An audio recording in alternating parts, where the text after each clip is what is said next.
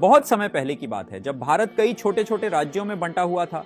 उस समय का सबसे वीर और साहसी राजा था पोरस। पोरस का राज्य पौरव था, जो पंजाब के इलाके में स्थित था। राजा पोरस अपनी बहादुरी और न्यायप्रियता के लिए प्रसिद्ध थे। उनके राज्य के लोग उनसे बेहद प्रेम करते थे और पोरस भी अपने प्रजाजनों का ख्याल रखते थे। इसी दौरान पश्चिम से एक महान राजा सिकंदर भारत पर आक्रमण करने की योजना बना रहा था।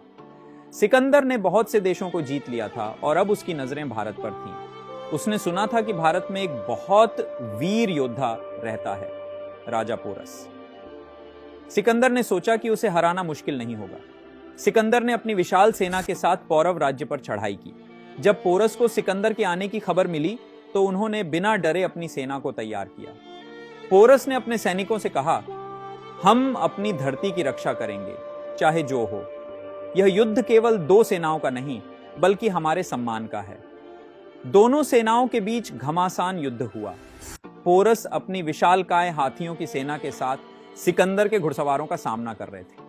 पोरस के वीर सैनिकों ने सिकंदर की सेना को कड़ी टक्कर दी।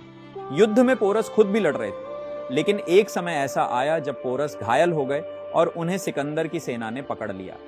सिकंदर के सामने पोरस को बंदी बनाकर लाया गया। सिकंदर ने पूछा, तुम्हारे साथ कैसा व्यवहार किया जाए? पोरस ने निर्भीक होकर कहा, जैसा एक राजा दूसरे राजा के साथ करता है। सिकंदर पोरस की बहादुरी और आत्मसम्मान से बहुत प्रभावित हुआ। उसने पोरस को रिहा कर दिया और उनका राज्य भी उन्हें लौटा दिया। सिकंदर ने कहा, पोरस, तुम एक सच्चे योद्धा और राजा हो। इसके बाद सिकंदर और पोरस के बीच मित्रता हो गई और सिकंदर ने आगे भारत पर आक्रमण नहीं किया।